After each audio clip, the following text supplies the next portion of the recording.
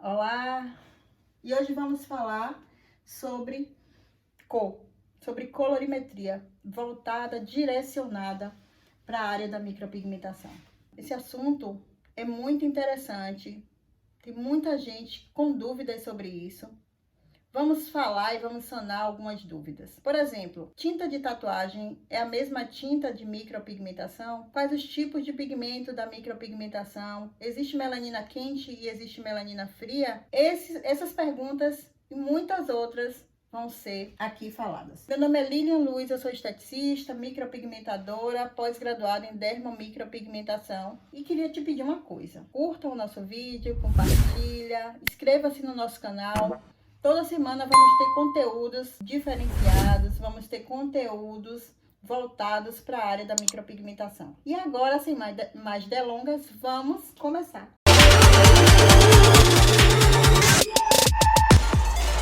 Não tem como falar de cor sem falar de micropigmentação, que é nada mais, nada menos que implantar micropartículas de pigmento sob a pele, embaixo da pele, embaixo de uma determinada camada da pele, a fim de que possamos corrigir, reparar, delinear, iluminar essa determinada parte que vamos estar fazendo o procedimento. A micropigmentação, ela anda junto com a cor, com a colorimetria. Uma cor perfeita em uma sobrancelha, em um lábio, deixa a mulher com autoestima elevada, e nós temos essa responsabilidade. Hoje não existe mais melanina quente, melanina fria, como se passavam naqueles cursos de antigamente, como eu fui ensinada. Hoje a gente tem que saber que existe melanina, tipos de melanina, e quais os tipos de melanina predominantes em cada determinado tipo de pele. É só isso que a gente tem que entender. Porque a melanina, ela nada interfere na cor do pigmento. Claro que se eu colocar um pigmento castanho, médio, e uma pessoa com um fototipo de pele alto, eu vou ter uma cor. E se eu colocar um castanho médio e uma pessoa de fototipo de pele baixo, eu vou ter outra cor. E só isso que acontece. A gente tem que entender que hoje, nos dias de hoje, na evolução que vem a micropigmentação, que a responsabilidade de uma cor indesejada é nossa. A maioria das vezes é do profissional micropigmentador. Pasmem com isso, mas é verdade. Então, por conta disso, é que nós temos que estudar muito cor. Nós temos que estudar muito o que é colorimetria, como que ela funciona, quais as ferramentas que podemos usar a nosso favor, quais os gráficos, quais as tabelas, né? A gente tem que estudar, por exemplo, fototipos de pele. Fototipo de pele é muito importante, saber as características que a pele tem para a gente não errar com uma hiperpigmentação, para a gente não errar em relação a uma mancha que a gente fizer, para a gente não errar em relação à espessura do pelo e a cor do pelo com outro tipo de cor de pigmento. Tudo isso a gente tem que estar ciente, tudo isso a gente tem que estar ali a postos, né?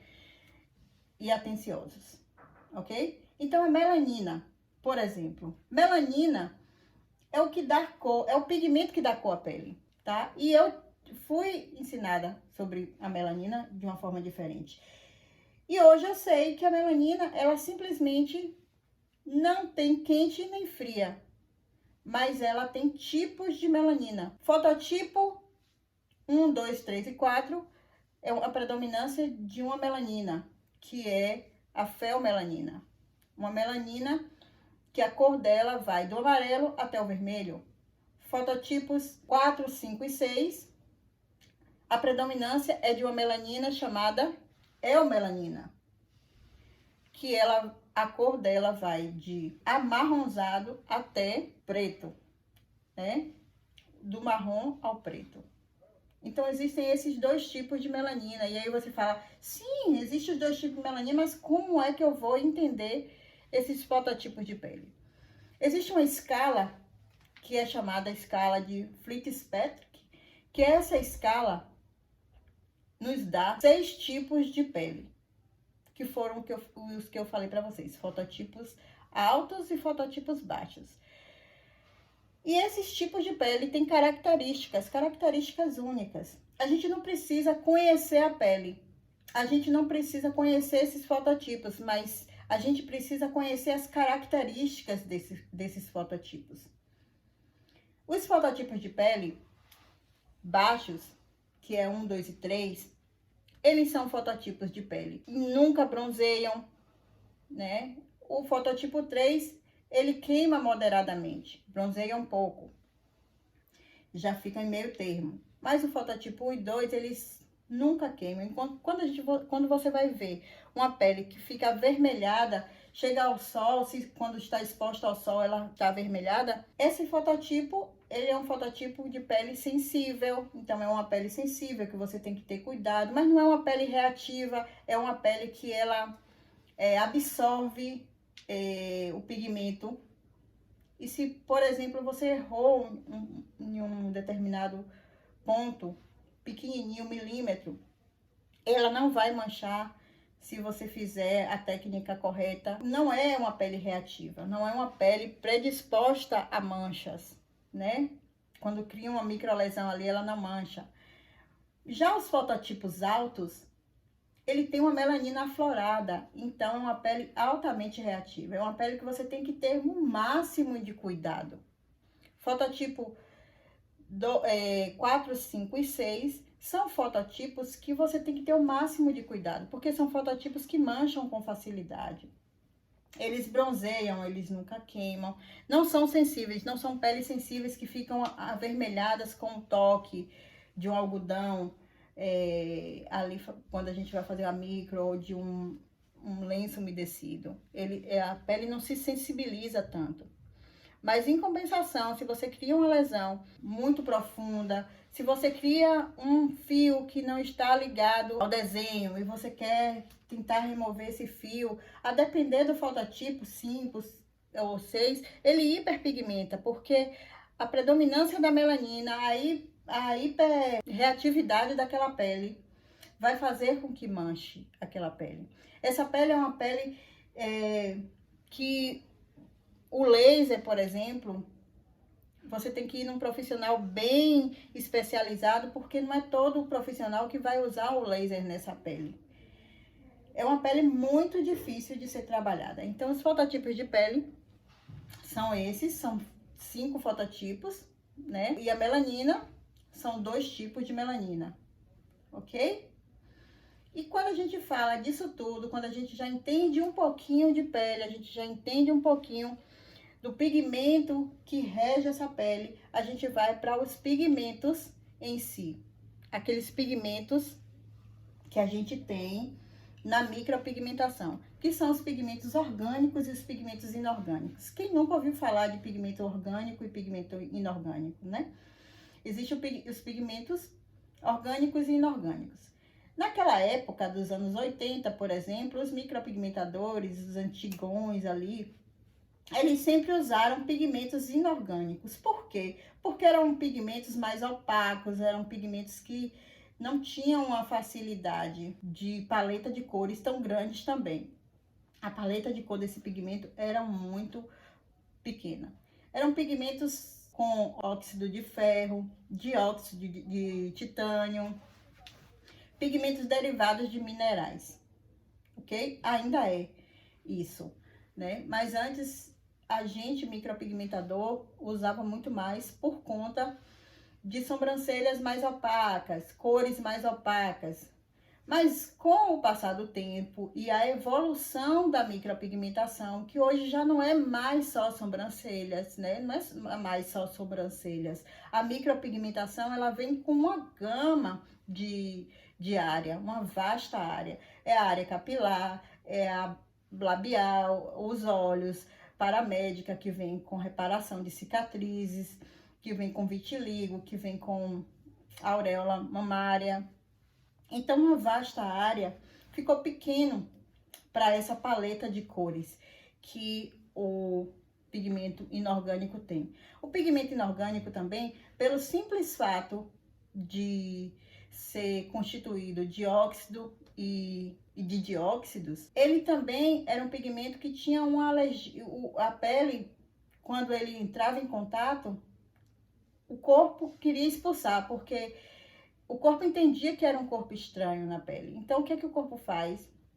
Uma reação inflamatória e tenta expulsar esse corpo estranho, esse invasor, né? E aí, o pigmento, ele não, por sua vez, não fixava tanto na pele, o pigmento inorgânico. Hoje, tem muita indústria de pigmento que já mescla os dois para fazer uma cor perfeita. Então, um pigmento híbrido, de orgânico e inorgânico dentro da sua composição. Com o passar do tempo, os micropigmentadores, com a evolução que vem na micropigmentação, as indústrias de tinta começaram a investir nisso. E os micropigmentadores hoje usam pigmentos orgânicos. E qual a característica desse pigmento orgânico? Esse pigmento orgânico é um pigmento, ele tem uma vasta paleta de cores. São cores que formam outras cores, né? Ele tem uma vasta paleta. E esse pigmento orgânico é constituído por uma química orgânica, né? Aquela cuja estrutura molecular é uma cadeia de hidrogênio e de carbono. Hidrogênio, carbono ou carbono puro, né? E por isso, quando ela entra no corpo humano, o corpo humano entende que essa cadeia, que esse hidrogênio e que esse oxigênio, que nós somos também, o corpo humano é constituído de hidrogênio e de carbono. Quando essa química, quando esse pigmento ele entra em contato com o corpo entende, o pigmento ele é semelhante ao corpo. E por isso o corpo absorve mais. Apesar da inflamação, né? Apesar de vir os soldadinhos, né?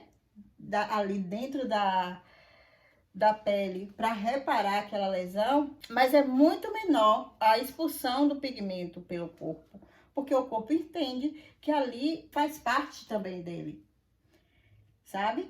E aí o que que acontece? Com consequência, esse pigmento, ele adere, a pele adere mais, ele fixa mais na pele, tem menos retoques, não tem tantos processos de alergia, é um pigmento hipoalérgico. Eu nunca vi alguém falar que teve alergia ao pigmento, pode ter alergia a muitas outras coisas, mas ao pigmento orgânico eu nunca vi. Engraçado é que o pigmento orgânico, o que que acontece? Ele faz parte da nossa mente, assim, como se ele fosse um pigmento extraído da natureza, né? Como se ele fosse um pigmento natural. Orgânico remete a isso, é um pigmento natural, extraído da natureza, extraído de plantas, extraído de animais. Não. O pigmento orgânico é justamente o que eu falei para vocês. Ele é feito sinteticamente em laboratório, tá? E aí eu vou formular uma pergunta aqui para vocês. Qual a diferença do pigmento orgânico para o pigmento inorgânico? O pigmento orgânico, como eu falei para vocês, é um pigmento que tem cores mais vibrantes.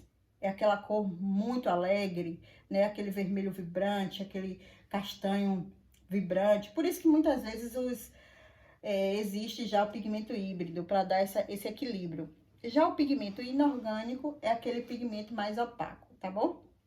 A diferença entre eles dois é basicamente isso. E também o pigmento orgânico, ele fixa mais por conta do que eu falei para vocês, da semelhança com a pele.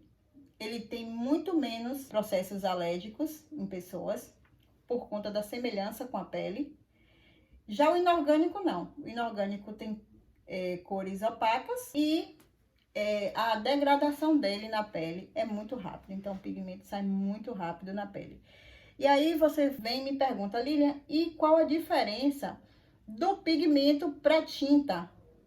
E a gente fala pigmento ou a gente fala tinta, né? Qual a diferença disso aí?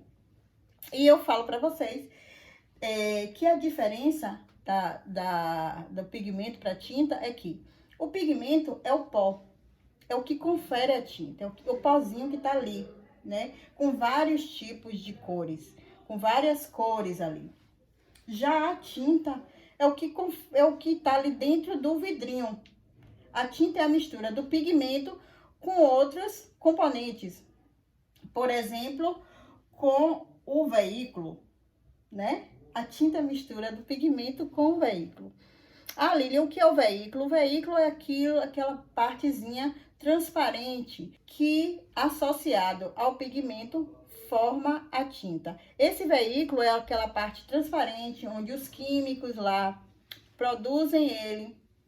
Existe veículo que ele permeia com mais profundidade na pele. E existe veículo que permeia com menos profundidade para implantar esse pigmento na pele. Então, o veículo da micropigmentação, ele permeia com menos facilidade na pele, ok? Mais superficialmente, ele não permeia tão profundamente, uma diferença do veículo da tatuagem, ok? Então, o pigmento é o que confere a tinta, e a tinta é aquele vidrinho já pronto, né?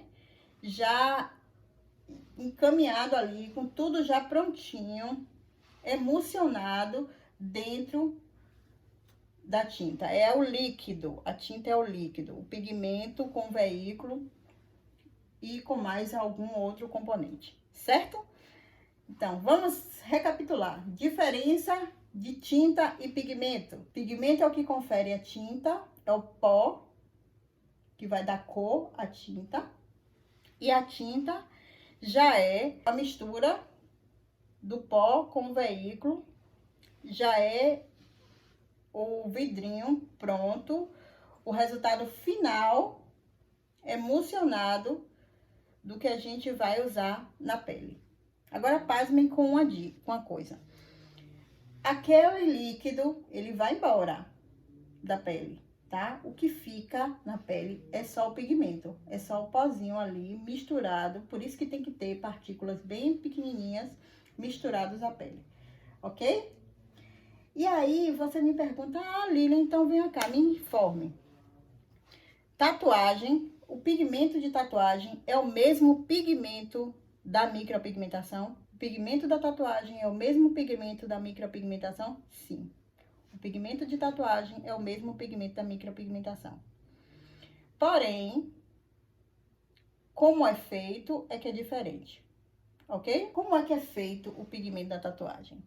Através do que eu falei para vocês, o pigmento da tatuagem, ele tem moléculas, ele tem partículas, na verdade, não moléculas, ele tem partículas muito maiores do que o pigmento da micropigmentação, ok? Quando esse pigmento, ele é para micropigmentação, ele vai ser moído, né? Ele vai ser moído, misturado, moído. As partículas dele são minúsculas, não dá nem para você ver as partículas do pigmento de micro, tá? O veículo é diferente também, que o veículo ele não vai permear mais profundamente, ele vai permear na superfície, mais na superfície, menos profundo, né? A granulometria, que é o que eu falei para vocês, que é o que vai medir essa partícula de pigmento, é diferente do pigmento de tatuagem, tá? Então, qual a diferença do pigmento de tatuagem para o pigmento de micropigmentação? A granulometria, as partículas do pigmento, certo? E a forma de como faz a tinta. Então, a tinta de tatuagem é diferente da tinta de micropigmentação, mas o pigmento de tatuagem, ele é igual ao pigmento de micropigmentação. Deu pra pegar?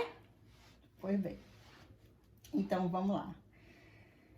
Esses pigmentos, eles duram na pele, né?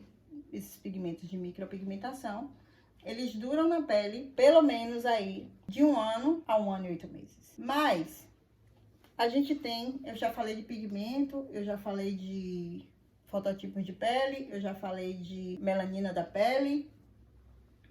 E o que é colorimetria a gente ainda não falou. E colorimetria nada mais é, gente, do que a ciência prática que determina e que qualifica as cores, quanto ao seu tamanho, quanto à sua intensidade e quanto à sua saturação. E como é, Lilian, que a colorimetria vai especificar a cor quanto à matriz? Então, quando a gente fala de cor, de matriz, a gente vai falar de cor fundamental, de cor pura, que são as cores primárias. Aquelas cores que a gente estudou lá no nosso ensino primário, né, no nosso ensino fundamental. São aquelas cores, as cores primárias, que são o azul, o vermelho e o amarelo. Só que hoje, como a gente está falando em relação à cor voltada para micropigmentação, na colorimetria, o micropigmentador ele não usa mais o azul. Não existe azul na tinta de micropigmentação.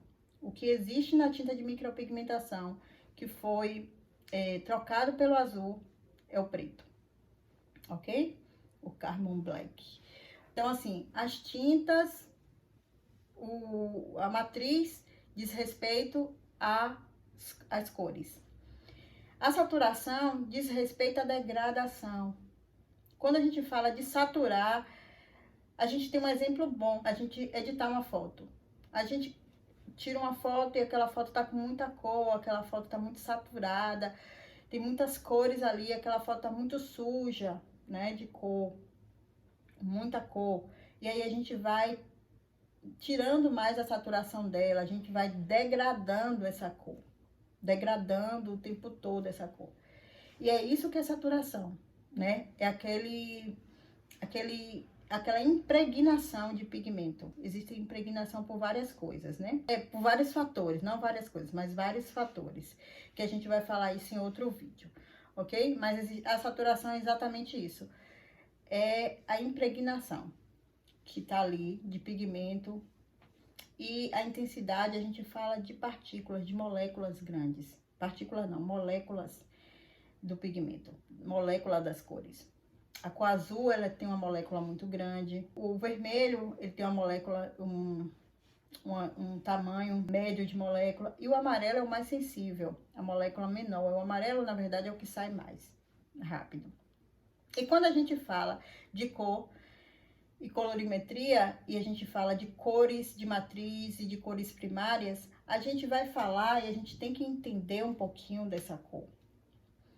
Essas três cores que eu falei para você, que é a cor azul, a cor vermelha e a cor amarela, essas três cores, ela forma e ela tem o objetivo de formar o marrom da colorimetria. Essas três cores, ela forma o marrom. E a gente precisa dessas três cores para formar o marrom? Na micropigmentação, não. A gente precisa do preto para formar o marrom, ok? Então, a gente troca o azul pelo preto. E a gente vai falar um pouquinho dessa forma. E quando a gente fala em cor e cor marrom, e essas três cores para formar o marrom, quando eu coloco muito preto com essas três cores, ela vai formar um castanho escuro. Quando eu coloco muito vermelho nessas três cores, pouco preto, pouco amarelo e muito vermelho, eu vou formar um castanho médio. E quando eu coloco pouquíssimo preto, pouco vermelho e muito amarelo, eu vou formar um castanho claro. É isso que a gente tem que ter, que a gente tem que entender. Na micropigmentação, existem três cores para formar um marrom. Nessas três cores, o que que eu quero? Um marrom perfeito. O que que eu quero para meus fototipos, os fototipos que chegarem para mim? Um marrom especial para cada fototipo. Na verdade, os pigmentos, eles já vêm já prontos para a gente aplicar. Gosto muito de esquentar com pigmento, um pigmento mais quente, tá? Mas a gente entendendo essas três cores para formar o marrom, você nunca mais vai esquecer e nunca mais vai errar, ok? Vamos dizer, eu vou dar um exemplo para vocês e depois a gente vai começar a falar sobre estrela de Oswald ainda e eu ainda vou mostrar para vocês em relação à degradação do pigmento. Como a gente pode saber se o fundo do pigmento ali é cor quente ou cor fria, tá? E eu vou falar de cor quente e cor fria também na estrela de Oswald, tá? Que a gente vai saber quais os objetivos que ela tem. Mas eu quero que vocês entendam só isso aqui agora. Vamos dizer que eu vou colocar o azul, mas vocês tenham na mente que é o preto, ok? Só para ficar de melhor entendimento. Eu tenho 3 cores para formar o marrom: azul, amarelo e vermelho. Essas 3 cores formam o marrom e eu coloco na minha cliente. E essa minha cliente, ela vai para casa e depois de 30 dias ela volta. E essa sobrancelha, ela tá azul. Ela tá azulada. O que é que tá faltando nessa cor? O que é que tá faltando nessa sobrancelha? Se eu digo que para formar o marrom, precisa de 3 cores. Tá faltando o vermelho e o amarelo, tá? E aí eu tenho que entender de cor, para entender que eu preciso do vermelho e do amarelo. E aí a gente vai para a estrela de Oswald lá na frente, pra gente entender o que é que o vermelho e o amarelo dá, certo? Mas basicamente eu preciso do vermelho e do amarelo para formar o marrom. A minha sobrancelha chegou avermelhada, o fundo dela tá vermelho. E eu falo para você que eu preciso das 3 cores para formar o marrom.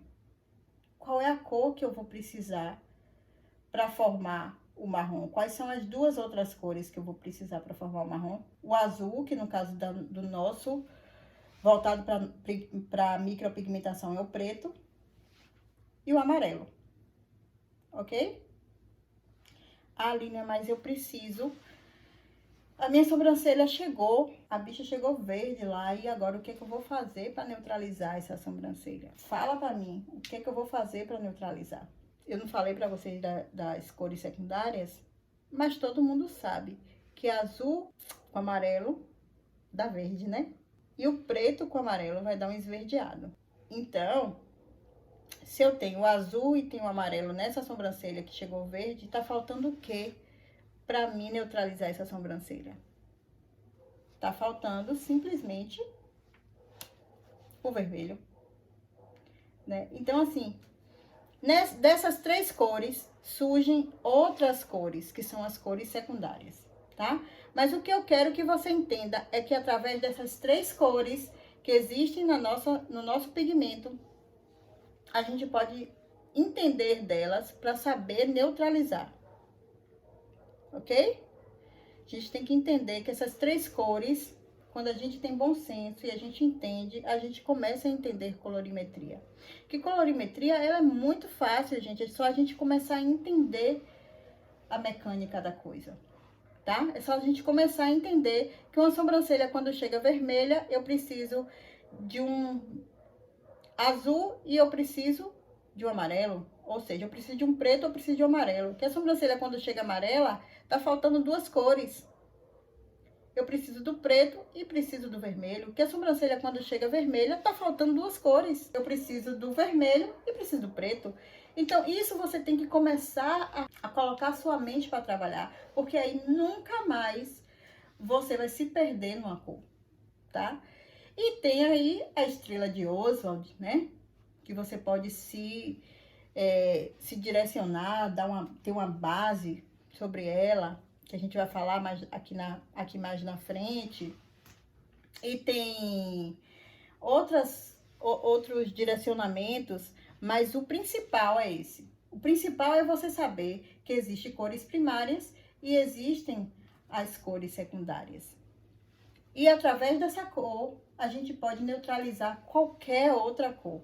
Através dessas 3 cores primárias, a gente pode neutralizar qualquer outra cor, fazendo secundárias e indo e neutralizando elas o tempo todo, ok? Então, espero que eu tenha ajudado vocês. A colorimetria, ela é muito fácil de ser aplicada. A cor é muito fácil de ser aplicada, é só a gente saber e entender o que é cor. aquilo que a gente estudou no primário, né, de cor primária, que são vermelho, amarelo e azul. Cor secundária, que é o verde, que é o roxo e que é o laranja. E essas cores na micropigmentação é que formam a estrela de Oswald, tirando o azul, que não existe mais azul, nos pigmentos de micropigmentação. A gente direciona esse azul para o preto da micropigmentação. Mas a gente sabendo essas cores primárias e essas cores secundárias, a gente vai entender muito bem sobre colorimetria. Então é isso. O vídeo de hoje, eu espero que eu tenha ajudado vocês de alguma forma.